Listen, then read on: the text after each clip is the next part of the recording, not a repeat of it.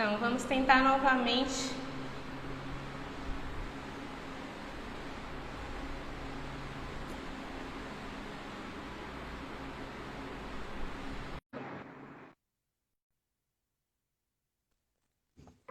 Olá, Alô, doutor, boa tarde. Eu acho que boa foi com tarde. problema de conexão aqui também, aí travou um pouco. Sem problemas, eu já havia solicitado, né? Eu tinha solicitado já e fiquei aqui aguardando, Ah, né? então, Mas acho que foi um delay da internet também, porque deu um erro de conexão aqui, mas já consegui resolver. sem Então, problema, doutora. boa tarde, vamos nos apresentar, né? Sou a Is, sou advogada aqui, né, da OAB Seccional Bahia, sou membro da comissão, né, de promoção à igualdade. Estamos aqui com esse projeto desde abril, em que estamos convidando outras seccionais, né, outras comissões, para fazer um debate sobre ações de promoção da igualdade dentro da advocacia negra. Aí, o senhor está com a palavra, né, pode se apresentar e expor ideias. Boa tarde a todas e todos, né? Primeiramente é uma honra. Eu quero agradecer, antes de me apresentar, agradecer a doutora Dandara pelo convite. Dandara, que é uma guerreira, uma combativa, uma pessoa de muita sabedoria e que eu tenho o privilégio de cada vez aprender mais e mais com ela, tamanha sabedoria, né? Então, agradecer a comissão, né, de promoção de igualdade racial da Bahia, que abre esse canal, e parabenizar pela iniciativa de fazer essa interatividade entre as seccionais e acaba mostrando através dessa atitude que a luta contra o racismo, a igualdade racial e, sobretudo, as nossas ocupações de espaço dentro da Ordem dos Advogados do Brasil, ela é na base da unicidade, né, na base da união, o que nos faz cada vez mais fortes, né? E então, me apresentar, eu sou Gilberto Silva, atualmente conselheiro seccional da Ordem dos Advogados de Minas Gerais, presidente da Comissão de Promoção da Igualdade Racial de Minas, da OAB. Estou presidindo também a Igualdade Racial da Abracrim em Minas. Também atuo com a Associação Nacional da Advocacia Negra e falo isso porque, vamos parar por aqui, não vou falar mais as questões, eu fiz questão de falar essa questão das atividades na advocacia negra para reforçar o nosso compromisso, não somente com a advocacia negra, mas com toda a população brasileira preta, e que precisa sim que nós tenhamos políticas públicas de igualdade, que nós tenhamos um combate efetivo contra o racismo, né? E, sobretudo, levar à sociedade o conhecimento dos crimes raciais, tendo em vista que até os nossos confundem os crimes raciais e, infelizmente, acaba nos enfraquecendo na luta, tendo em vista que a função do colonizador é justamente usar as peças pretas para elas se confundirem e acabar perdendo força. Mas nós somos resistência e não vamos nos calar e não vamos parar nunca. Independente de onde vier qualquer tipo de ataque, nós estaremos sempre numa postura de busca pela igualdade efetiva, não somente racial, mas também a igualdade de gênero. Então, assim, esse é o Gilberto Silva, que vai trocar uma ideia hoje com a doutora Laís, que certamente, com toda essa beleza estampada no seu rosto, e no sotaque baiano também, vai transmitir para a gente aí também muito conhecimento e uma troca de experiências, né? Importante ressaltar que essa live hoje, ela é uma live de trocas de experiência, é uma live de fortalecimento mesmo dentro da nossa advocacia negra. E já iniciando aqui, eu quero mandar também aí alguns abraços, né? E depois que a doutora Laís também fizer as introduções, eu farei os abraços e os agradecimentos à galera preta e não preta também que está acompanhando a gente. Bom, doutor, eu queria iniciar com uma questão, né, sobre a inserção dos jovens advogados, né, na advocacia, dos jovens advogados negros.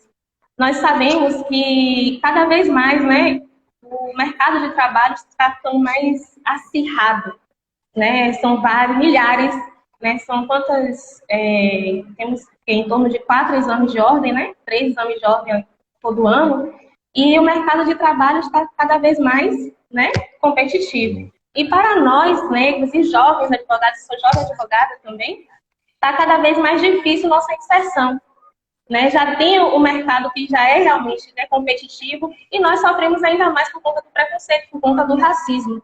Aí eu queria saber qual é sua experiência, né, vasta, e quais são as políticas, né, de inserção que o senhor, dentro da comissão, como instituição também, né, da comissão institucional, pensa a respeito, quais são as políticas que nós podemos implementar dentro dessa questão de inserção mesmo dos jovens advogados negros da advocacia.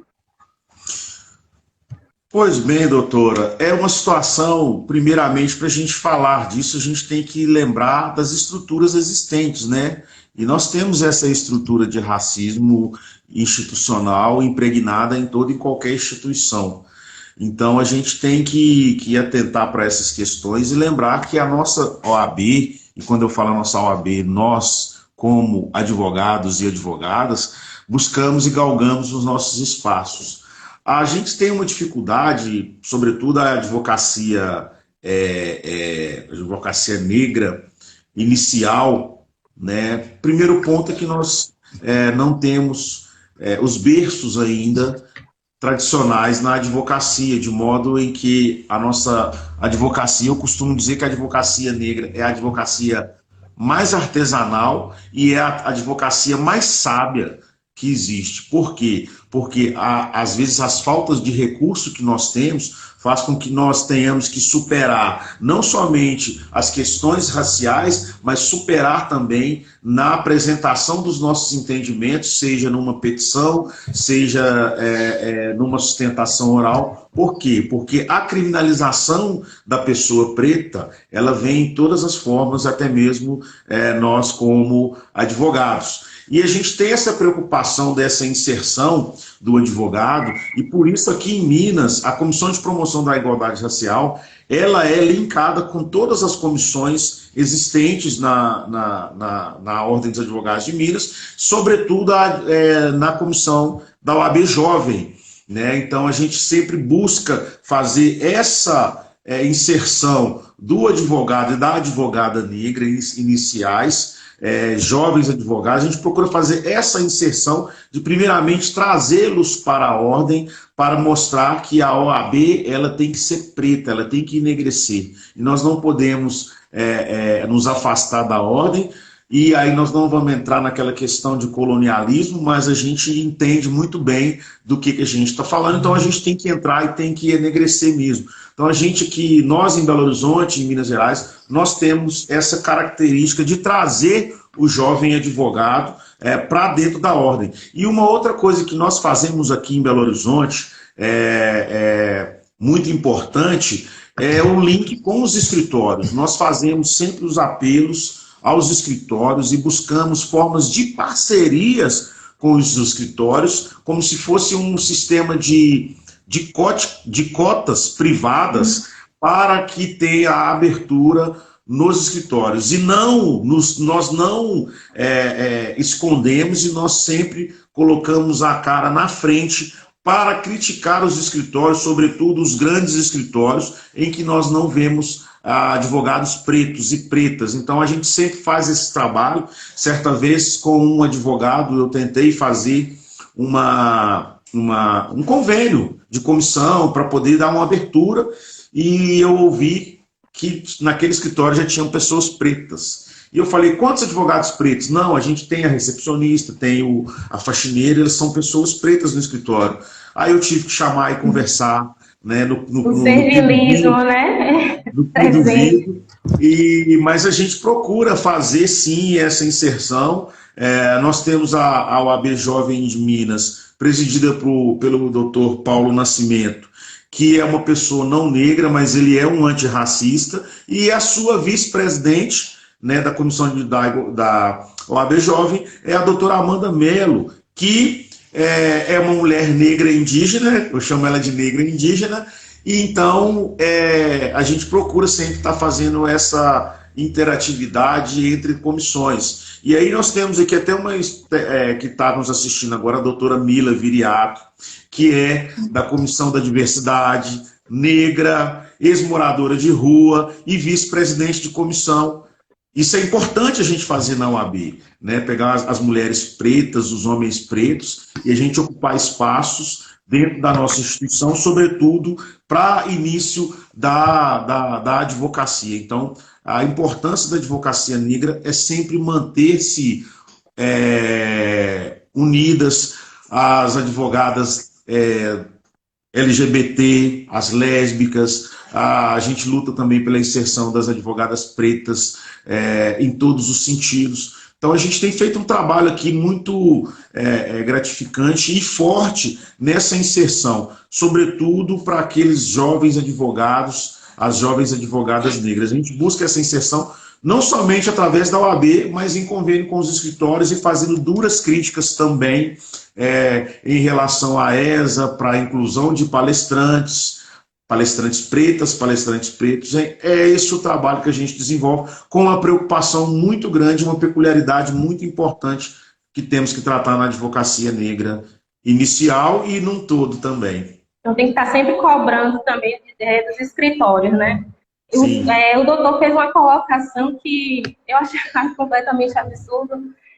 Você chegar no escritório e questionar se tem, né, empregados negros, já tem os serventes, né, recepcionistas, mas e os advogados? E onde é que a gente se enquadra, né, nessa parte de chefia, né, sócio? Você não vê, principalmente nos grandes escritórios hoje em dia. E nós, para jovens advogados, nós viemos da periferia, temos aquela coisa, não temos berço, né, como a gente diz, não temos berço de ouro, não, temos que correr atrás cada vez mais, 3, 4 vezes mais para lutar, para se inserir no mercado, entendeu? Quando a gente não tem um apadrinhamento, que é o chamado aqui, né, não sei como chamam aí, a mesma coisa. O apadrinhamento, então é muito mais difícil para a gente conseguir trabalho. Eu, por exemplo, sempre estagiei em órgão público. Então, não tinha a vivência de escritório de advocacia, não tinha aquele conhecimento, né? Eu cheguei a um tempo a falar que foi um erro meu optar por estagiar em órgão público o tempo todo, porque eu não tive a vivência e também não conheci pessoas dentro, né, desse ramo. Então, é tudo muito mais difícil, você tem que lutar sempre mais. E se você não tiver uma rede de apoio, é isso que eu falo, sempre nós por nós. E na sua rede de apoio, quem é que vai te ajudar? São seus pares. É muito difícil você encontrar alguém disposto a abrir a porta. Primeiro que quando você vai se apresentar, você vai levar seu currículo, por exemplo, pessoalmente, você vai se apresentar já com um olhar assim, não se encaixa aqui, você pode ser recepcionista. Né? Eu tô com torso assim, mas eu tô com o cabelo meio rasto, eu sempre boto trança, essas coisas, então tudo isso você pode estar vestida como manda o figurino, mas isso pesa. Né? A gente vê muitas advogadas sofrendo preconceito, racismo, tudo isso dentro do seu próprio ambiente de trabalho. Então, se você não tem uma rede de apoio, se não são meus amigos, colegas, pessoas, até professora minha, né, da faculdade, que me ajudou muito no início, né, ainda estou no início de carreira, diga-se de passagem, mas que vem ajudando muito. Se a gente não se ajudar, se a gente não formar uma rede de apoio, acho muito difícil a gente ocupar cada vez mais o espaço dentro dessa instituição, né, que é bem... a vivência é bem difícil. Né? Eu acho muito complicada, muita luta, coisa muito aguerrida o tempo todo. E é cada vez mais difícil de você se enquadrar, de você se encaixar. Você está sempre com aquele estigma de servil, entendeu? Você não consegue ocupar espaços maiores nos escritórios. E eu não falo só de escritório, certo? Eu vejo isso também no tribunal, eu vejo isso também nos juizados. É difícil. Não, sim, é difícil. É porque nos veem sempre. Eu quero mandar um abraço para o doutor Silvio Teixeira, professor universitário e preto. Que maravilha. Que ele fala ali, ele até lembra aqui que sempre querem nos ver com a questão da subalternidade, né? Então nunca querem nos ver ocupando os espaços de verdade. Ascender. com autoridade, com autonomia e, sobretudo, com o saber, né? A sociedade branca tem medo de que nós tenhamos um avanço intelectual e isso fazer com que eles deixem de ser colonizador. E essa é a nossa meta. De fato, nós vamos cada vez mais ser conhecedores para que nós possamos, de fato, ocupar os nossos espaços. E isso é preocupante, né? A gente vê um reflexo disso nesse pensamento eurocêntrico existente no Brasil, um pensamento de dominação de raças, a gente chega a ser uma ameaça, né? Então a gente tem que pensar em todas essas questões. E aí eu só gostaria de relatar uma questão, que o meu caso é diferente do da doutora, né? Eu também não vim de berço de ouro, muito pelo contrário. Ontem mesmo, numa live, eu contei, eu entrei para o extinto Tribunal de Alçada. A doutora já ouviu falar em Tribunal de Alçada? Não. Então, o Tribunal de Alçada ele existia em vários estados, era uma forma de segunda instância, e eu entrei para trabalhar lá com 14 anos de idade, numa associação profissionalizante do menor aprendiz, chamada Asprom, um projeto lindo que tem em Minas Gerais. Eu entrei lá como office boy, eu virei operador de xerox, virei porteiro, depois eu virei servidor e fui ao topo sendo assessor de desembargador. Acabei pedindo exoneração para eu poder... Me desliguei do serviço público para poder advogar. Mas neste curso de história, da minha história, foi pesado, muito pesado, e sem saber o que fazer, né? Eu inclinei para a questão dos estudos e procurei fazer a primeira faculdade de História antes de Direito, né? Eu estava sem aquele norte, justamente eu não tinha ninguém no Direito e eu era um simples porteiro com 18 anos de idade. Eu não tinha nenhuma perspectiva com a advocacia. Quando eu via os advogados e as advogadas chegando, né, mas né, quem acredita sempre alcança, e então eu acabei vindo para a advocacia, mas me coloco numa condição bem de privilégio em relação aos colegas, porque vários colegas sem a oportunidade de estágio, né, sem a oportunidade, até às vezes no setor público, de ter...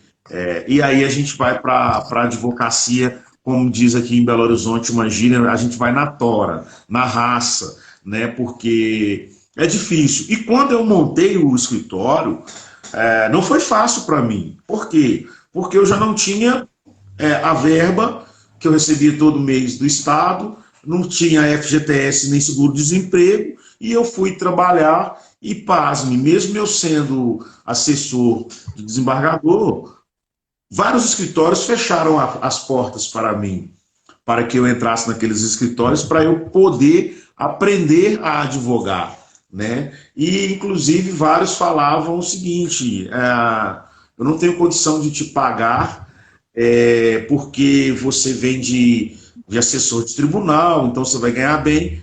Eu já sabia que era tudo balela, porque esses escritórios que eu procurei, nunca vi uma pessoa preta trabalhando, né? Então aí a gente foi direto para advocacia, nós fomos direto para a advocacia, e hoje estamos aí, né, seguindo, trilhando e puxando. O importante é que nós tenhamos os nossos pensamentos em sempre puxar os nossos pares, puxarem os nossos irmãos e as nossas irmãs. Não existe quem está no topo e quem está lá embaixo. Nós somos iguais. Ninguém solta a mão de ninguém e ninguém vai contra ninguém, em hipótese alguma. Então, essa força, essa união é importantíssima para a nossa advocacia negra.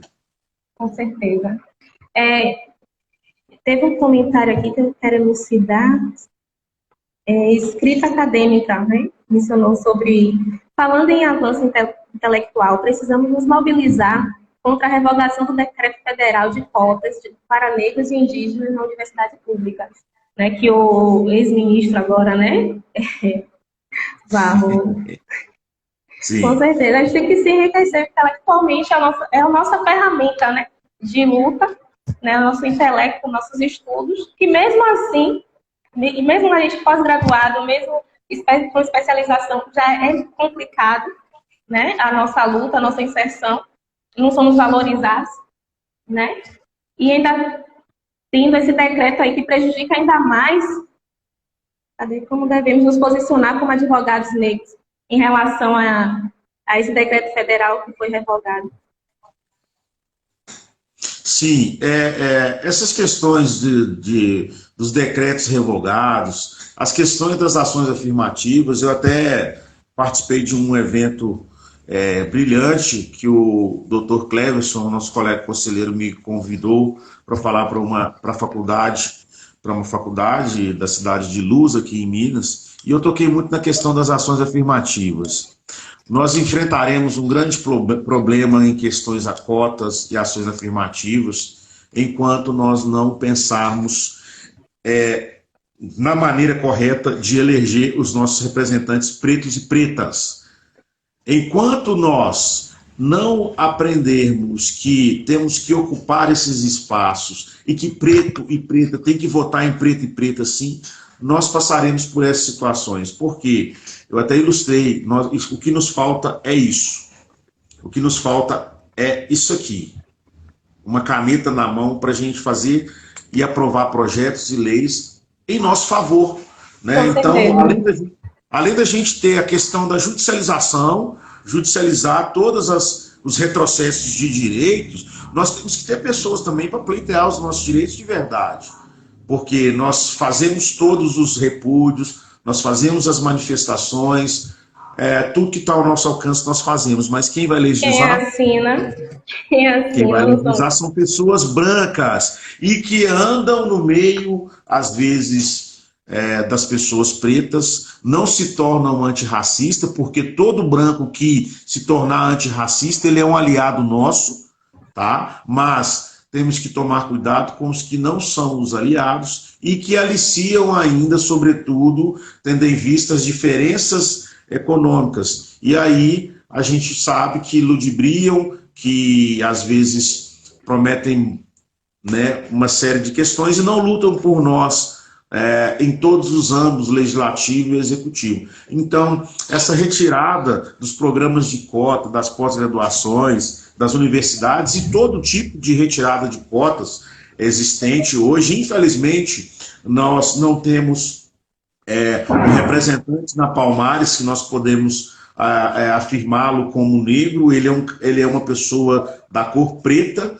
né? E eu não posso fazer juízo de valor nenhum desse senhor, mas o que eu posso dizer... Não se reconhece, né?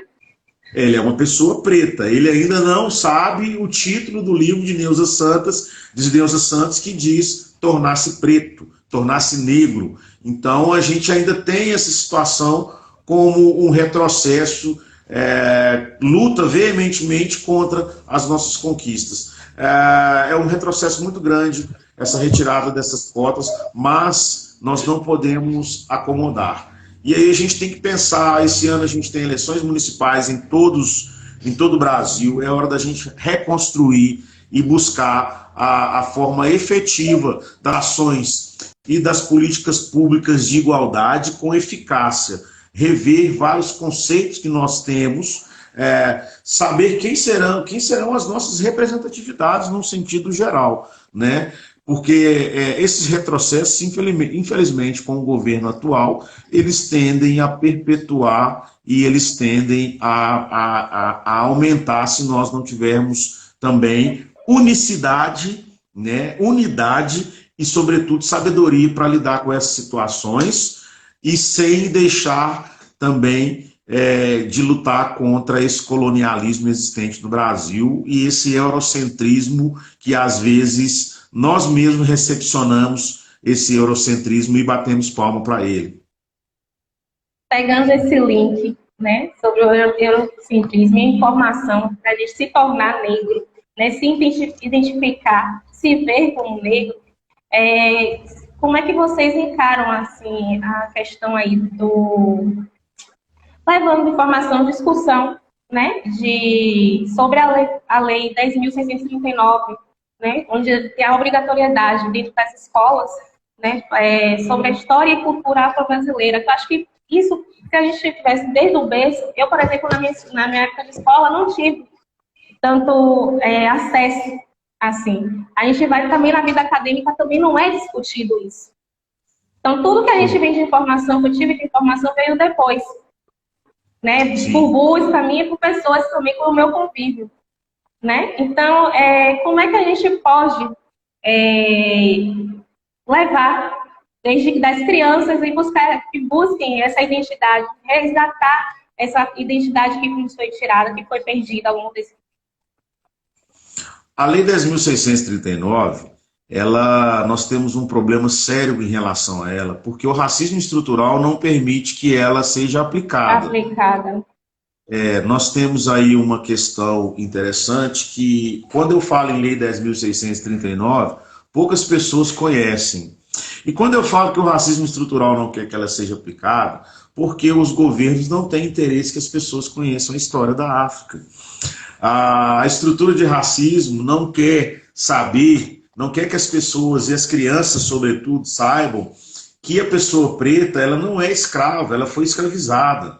Essa estrutura racista existente no Estado brasileiro, e aí quando eu falo Estado brasileiro, são todos os membros federativos, municípios, estados, enfim, ele não tem esse interesse de que essa desconstrução seja feita através da Lei 10.639.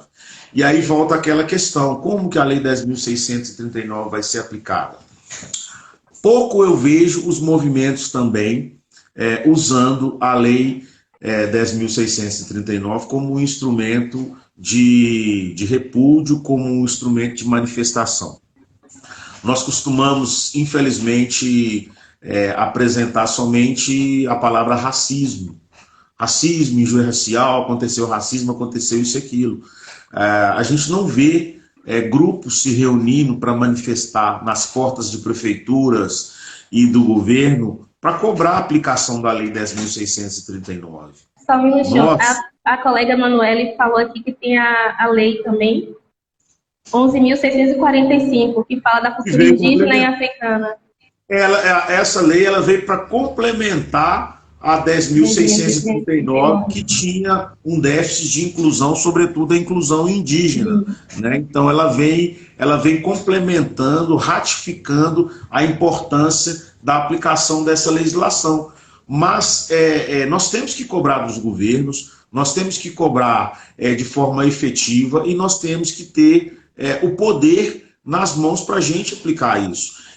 Eu penso que de fato não tem, e eu acho que não tem essa aplicação eficaz, e eu penso também que a 10.639 é um instrumento lindo de desconstrução do racismo, porque aquela criança do ensino fundamental que vem de uma família totalmente racista, e essa criança ela não nasce racista, ela replica o racismo que ela aprende no cotidiano, e ela lida quase todos os dias justamente com pessoas pretas em essas situações de subalternos, né, não desmerecendo nenhum tipo de profissão, porque todas as profissões são dignas.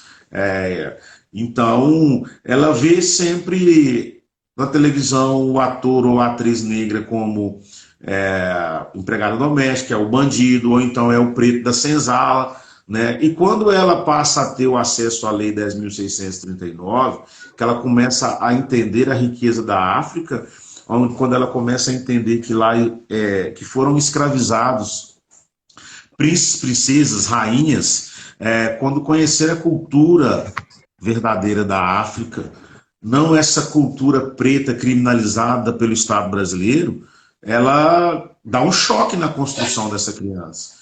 Então ela vem com uma outra concepção. O Estado brasileiro, quando eu falo Estado brasileiro, são os governos, eles não estão interessados nesse tipo de coisa. Eles não querem ajudar, eles não querem ser aliados na desconstrução do racismo, porque essa criança vai chegar na 5ª série e vai conhecer a riqueza da África, o potencial do povo preto, e vai questionar o próprio governo. Mas aonde que eles estão fazendo parte da nossa história nos espaços de poder?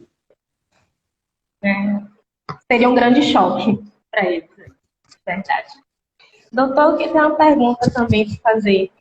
No ato da inscrição da ordem, né? Vocês têm a possibilidade do candidato se autodeclarar negro? Vocês têm o seu quantitativo de advogados negros na seccional de vocês? Tem como ter essa... Esse censo para levantamento... Pausou? Pausou? Mas está ouvindo minha voz? Eu estou te ouvindo, mas o vídeo pausou. Pode falar. Eu vou voltar. Alô?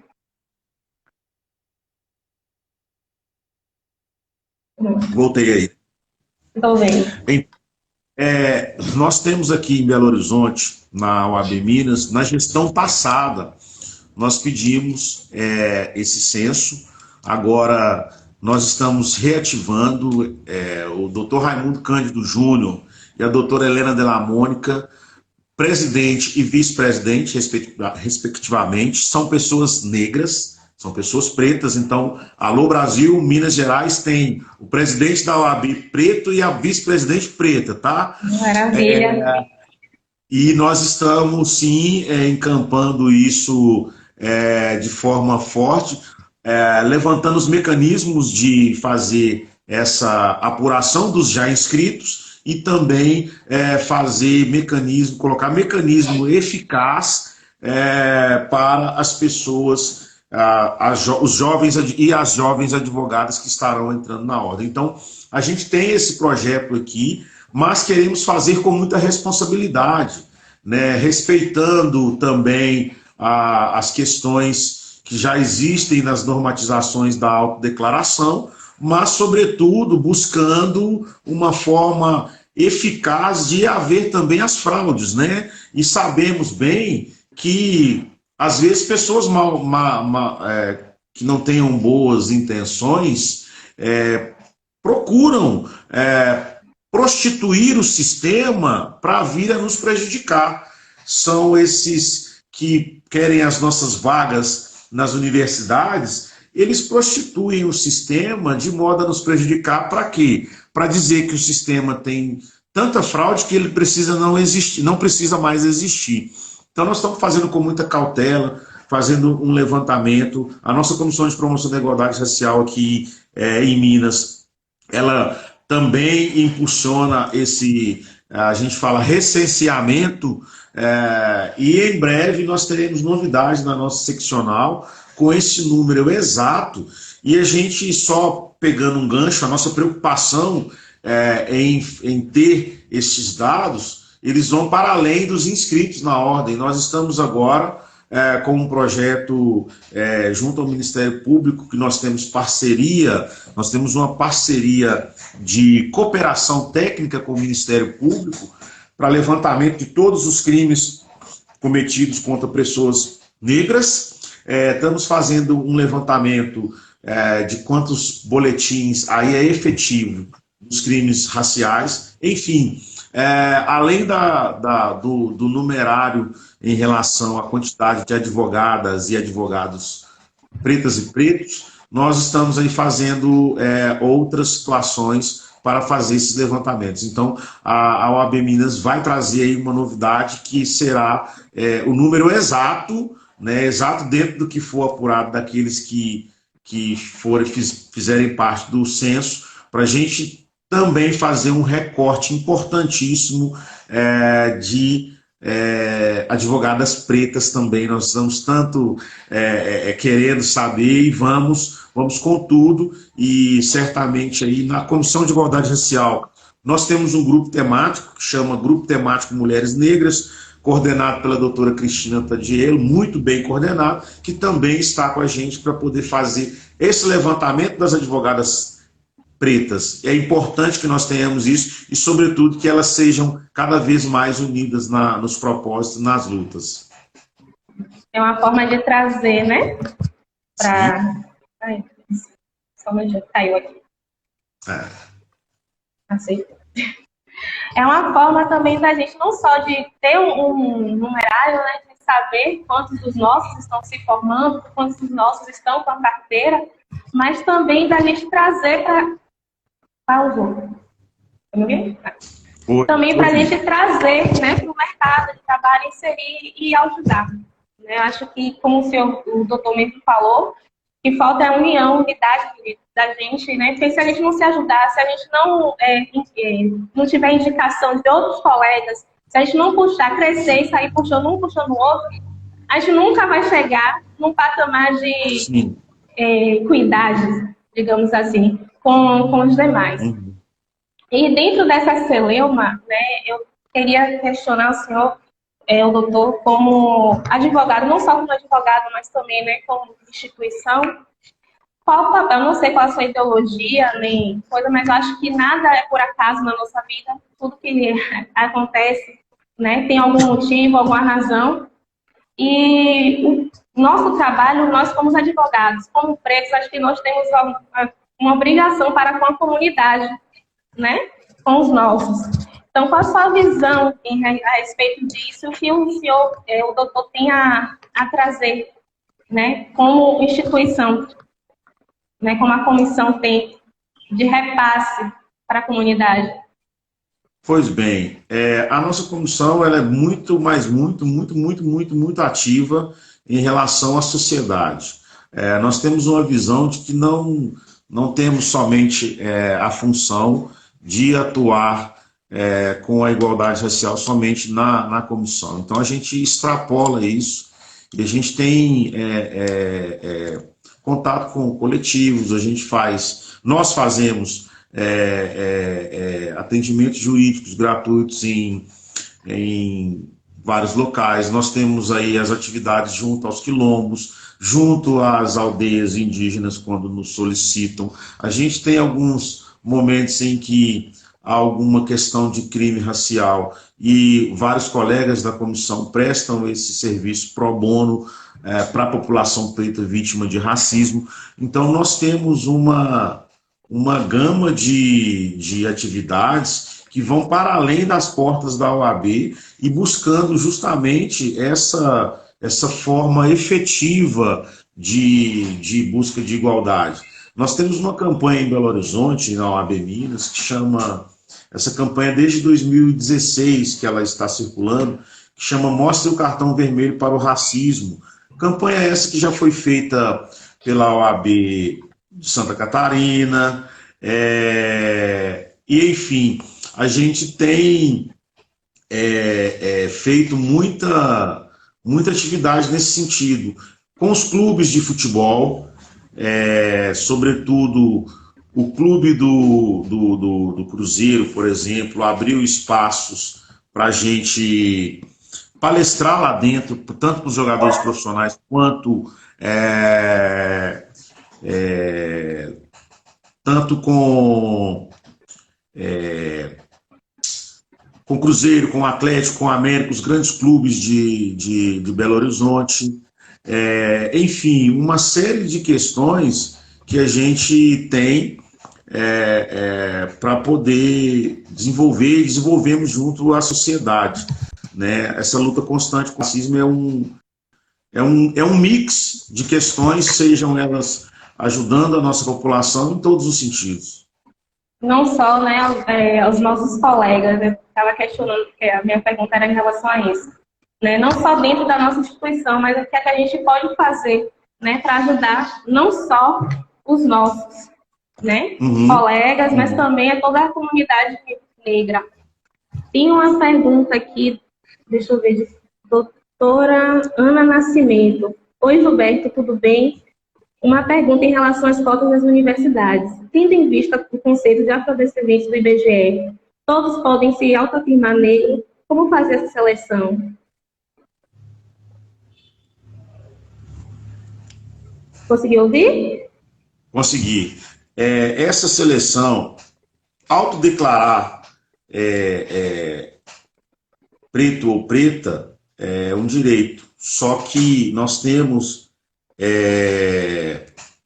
a questão das bancas de heteroidentificação, aonde faz a análise do fenótipo para as questões se a pessoa, para a conferência se a pessoa é preta ou não. Várias universidades estão já implantando essas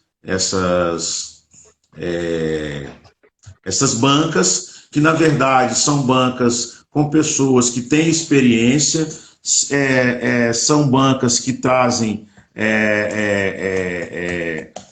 um conhecimento dentro da igualdade racial para poder fazer a análise de fenótipo. E é bom a gente escurecer para todos que essa banca não é um tribunal de inquisição, ela simplesmente existe para evitar as fraudes. Eu já participei de banca, e sem brincadeira, pessoas não negras se inscrevem e vão para as bancas, né? Então, antes, sem banca, era uma coisa assim, surreal. Agora ainda existem pessoas que não têm, de fato, não têm o fenótipo, não fazem jus a essa reparação.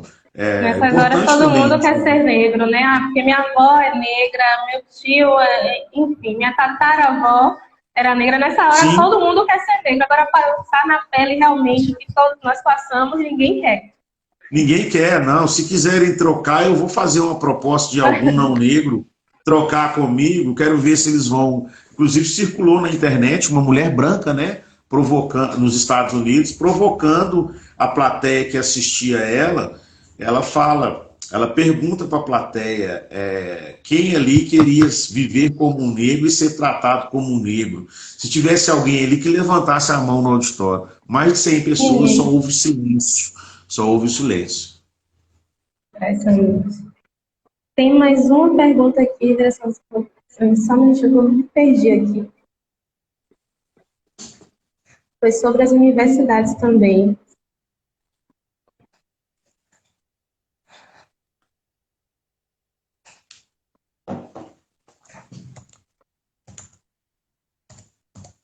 Não consigo achar.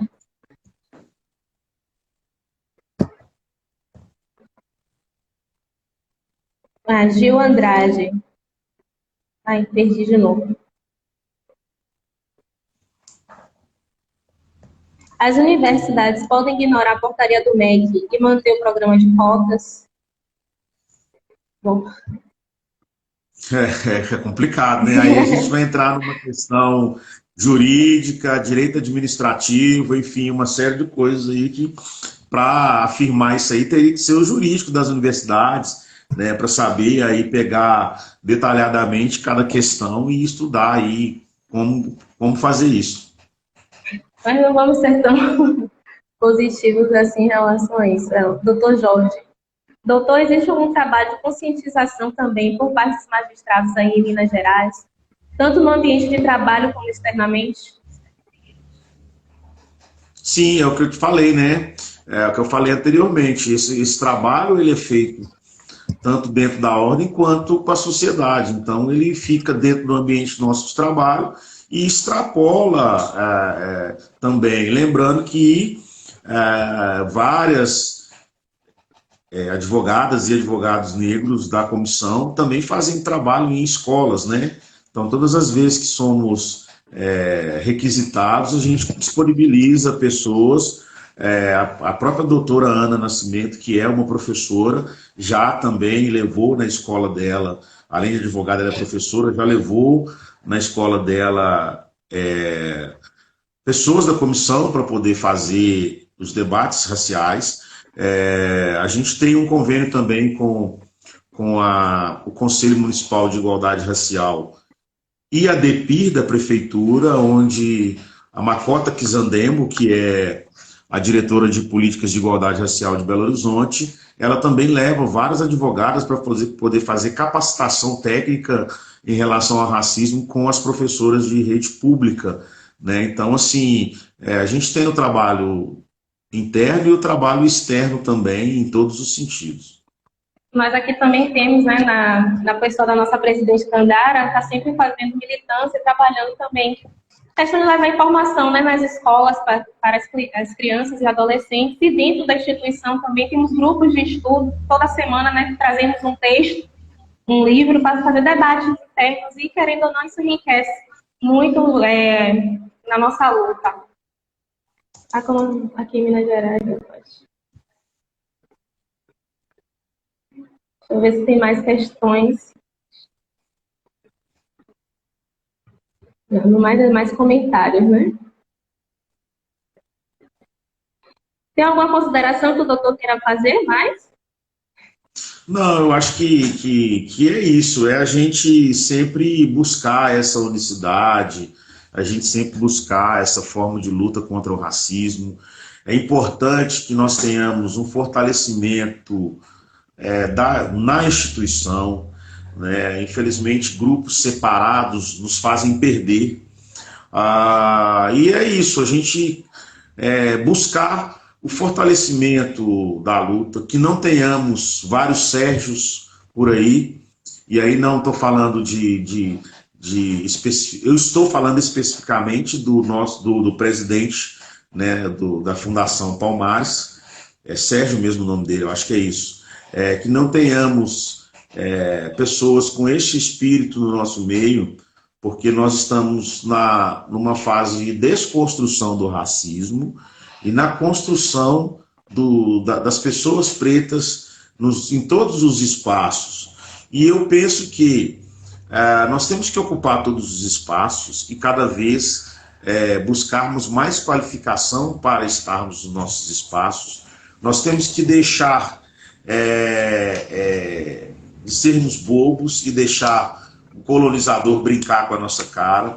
Nós não podemos nos ater a simplesmente como se fôssemos os ratos do circo, aonde jogam os queijos e nós ficamos brigando com aquele queijo e eles lá em cima batendo palma. Nós temos que pegar esse queijo, começar a dividir e repartir ele entre nós, né? Então eu acho que é isso, é resistência, é luta, cada vez mais nos capacitar. Precisamos ocupar os espaços com advogados e advogadas pretos e pretas. Criar nosso próprio meio, assim a gente poder trazer os nossos, né, também. Sim, acho que é mais por esse caminho, porque se não for assim, acho muito difícil a gente progredir, né? Justamente. E buscarmos ocupar as academias, buscar ocupar as palestras, procurar escrever. Nós temos que escrever, os autores pretos e pretas têm que escrever no direito, né? Nós não temos que ficar falando somente de igualdade racial e de racismo, tá? Nós temos que falar de processo penal, direito tributário, que entre aspas, digamos que é o direito da elite. Temos tributaristas pretos e pretas, sim. Né? Um abraço para a doutora Denise Lino, que é uma tributarista, uma advogada preta, e que trabalha num grande escritório em Belo Horizonte, né? Então ela tem um trabalho bacana. Então, assim, a gente tem que ocupar esses espaços e saber ocupar esses espaços em todo momento, né? Em todos os locais, com muita sabedoria e, sobretudo, nós temos que ter estratégias, porque o povo branco tem estratégia. Se nós não tivermos estratégia, vai tudo para o beleléu. Tem uma pergunta aqui bem interessante de Milon Gaspa. Quais os mecanismos que a OAB utiliza para combater o preconceito racial por parte das operações policiais em bairros periféricos? Que a comissão utiliza, na verdade. Nós temos acompanhado de perto essas questões através não somente da DECRIM, mas através do Ministério Público e também através da DEPIR. Nós temos tido a oportunidade de fazer cursos de capacitação para guardas municipais e policiais militares. E estamos aí a um passo de conseguir isso dentro também da Polícia Civil. Então a gente procura fazer esses cursos de capacitação e questionamentos em relação às violências policiais direcionadas à pele preta, né? E também atuamos de forma direta, quando solicitados, em apurações, essas também que são levadas para a Comissão de Direitos Humanos, e ali faz-se um acompanhamento junto à Corregedoria em busca da punição para aqueles que abusam do poder. e nunca largar, né? Tem que ser de forma extensiva e constante. Justamente. Eterna vigilância. Bom, doutor, estamos nos aproximando do fim, né? Eu queria agradecer ter aceitado o convite. Também gostaria de agradecer a doutora Dandara Pinho, né, pela oportunidade da comissão. E muito obrigada pelo debate. Eu agradeço. Estou sempre à disposição, não somente para lives, mas para qualquer situação. A Comissão de Promoção da Igualdade Racial da OAB Minas, ela busca sempre estar ligada a todas as comissões do Brasil, justamente para a gente fazer essa interatividade e fazer um trabalho forte, né? Então, assim, agradeço imensamente, me coloco à disposição. Mando um abraço para a Aline Menezes, a minha amiguinha a Aline que disse que vai ser delegada, o doutor Fábio Rocha, meu grande parceiro, ex-secretário-geral da Comissão de Igualdade Racial, enfim, todas as pessoas que estão nos acompanhando, certamente são pessoas que fazem parte da nossa luta antirracista, né? E a gente vai cada vez fortalecendo, cada vez nós vamos buscando forças. A gente sabe que sempre existe os percalços, sempre existem as tijoladas, mas como eu disse, nós somos resistência. Então, muito obrigado a todos que nos acompanharam, a todas, e Bahia, eu estou querendo acarajé. E no final, travou, não consegui ouvir o final. Eu falei Bahia, eu estou querendo acarajé. É só vir. Ok. Tá bom, doutor, um abraço. Um abraço, muito Boa obrigado. tarde. Boa tarde.